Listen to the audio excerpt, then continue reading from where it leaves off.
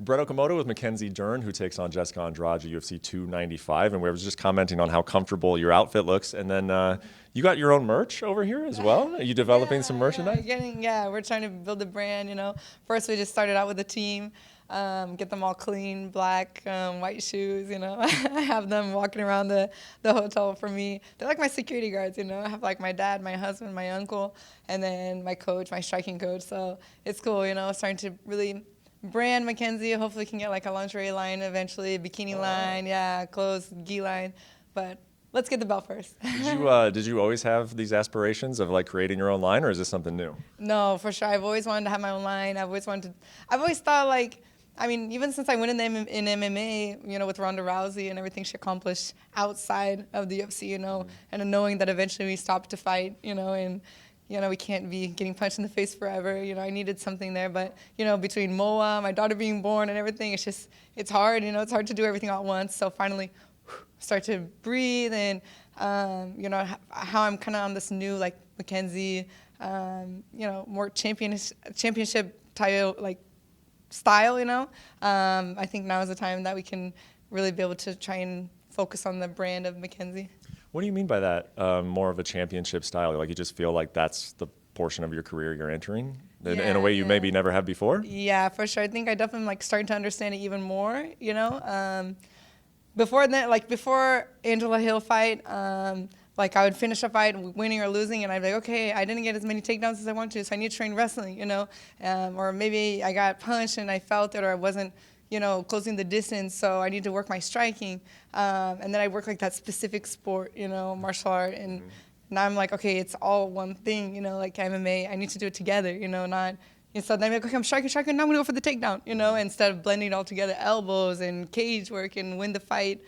So many other ways in the submission. The submission is the consequence, of beating up the fighter during the whole fight, and then eventually, these girls they're working like defenses for submissions and stuff during the whole camp to fight with me, So and then I want to go there and like submit them in 30 seconds, they're fresh and they're their mind's there, they're focused, I need to get them tired, and get them thinking about other things. So now I kind of understand, and I found out like my own range, So I feel like, man, I can be in a fight with you, boxing you, striking with you, and I can hit you, and you can't, and maybe you can't hit me because I'm at my distance and not your distance, Jiu-jitsu, we're like we're just in personal space all the time, So I feel like those are the big differences when I look at Zhang Weili or Rose and stuff like that. They have that understanding and use everything, strike, takedown, and mix it all together and strategy, I didn't have strategy. And what you're describing, I think it was inevitable, like because of where you came from and your background, like because you had this skill.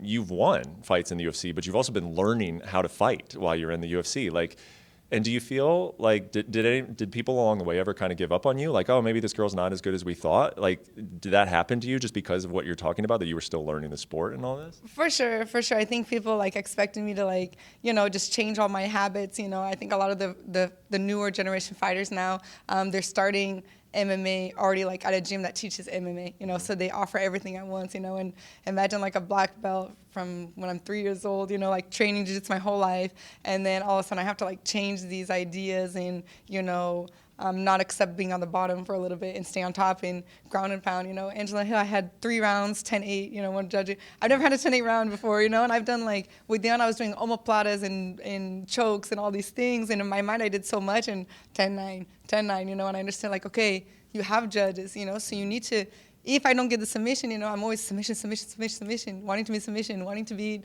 like Charlotte the Bronx record, wanting to get the most.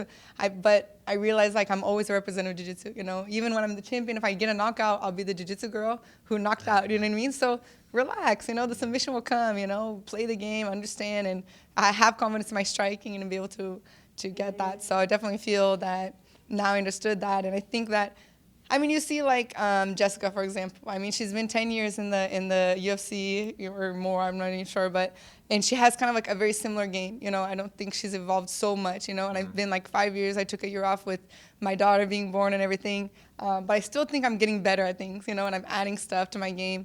And people are like, oh, I feel like they kind of take Jessica out, don't think that she's really that tough an opponent or something like that, and people think that when they see you losing a couple of times, they think like, oh, see, she's going to plateau, she's not going to get better, and you see Zhang Weili in her last fight, all of a sudden she's with Amanda Lema, she was like grounding pound and doing like submissions and stuff. I'm like, I was surprised to see the champion still evolving, so for sure people, they as soon as they think that you're like going to plateau, they think that you're just going to be like one more fighter that has good fights but won't get to the belt, and I want to get the belt. Well, it's funny listening to you kind of talk about like, oh, I'm learning how to be an MMA fighter, I'm learning patience, and I'm learning how to steal rounds, because it almost feels ironic to me, because in this matchup, you could almost just be your normal aggressive self, because that's kind of how she is, right? Is that sort of how you feel about this matchup? Yeah, for sure. But I mean, definitely one thing that I've tried to focus is like the emotion. I'm a very like emotional fighter. People can tell like, okay, I kind of come in with my style, like my hands are up and everything, but I get punched a couple times and all of a sudden I'm like, the bar fight and everything. So, that's something that I'm making sure that with Jessica, I can't get into, is like that brawling, I don't have a problem to be in the striking, but controlled, not letting the emotion. And I think, like I said, like the champions, they know how to control their emotions, and being the whole fight. And I want to get the submission. I want a bonus. I want to finish.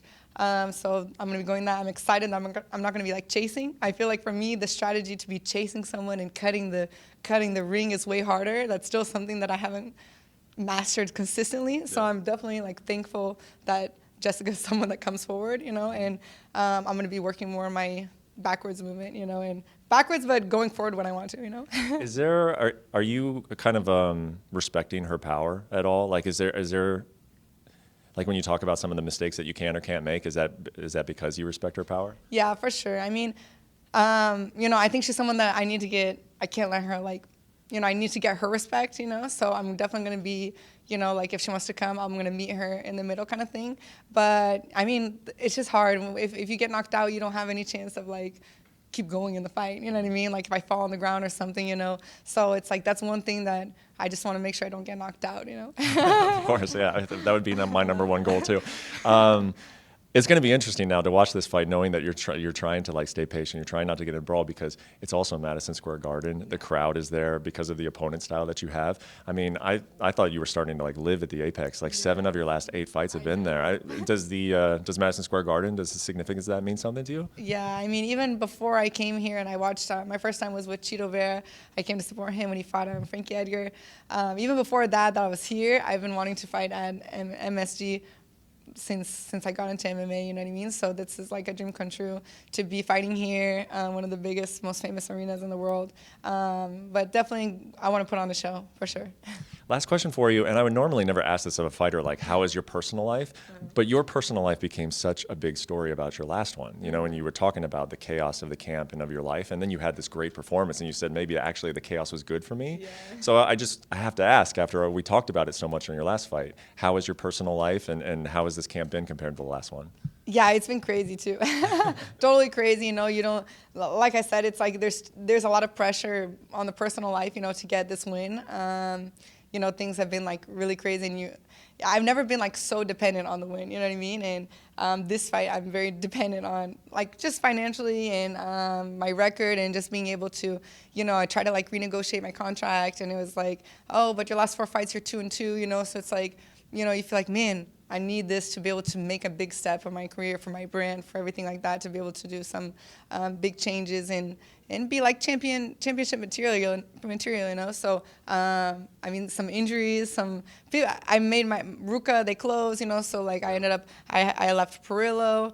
I brought in a new head coach. So it was a lot of big differences. I mean, we got a new puppy, we had just added to some more chaos, got a new puppy for camp, just kind of really starting to understand splitting Moa half and half, like when she was the whole time with me, so it's like really trying to get a dynamic, but I was never able to get a consistent dynamic on my schedule, and it's a little bit frustrating because, I mean, when I became a world champion jiu-jitsu, my best time was when I had a consistent with my training and everything was organized, and just like zero organization at all, you know what I mean? But I mean, I made a home gym at my house, so we just try to kind of like make it more private and for me to not get frustrated. It was a very like mental camp for me, especially knowing that I can't fall into that emotion with Jessica, because she's an emotional fighter, I'm an emotional fighter, and I think she has a little more chance of me knocking out if it lands than me, So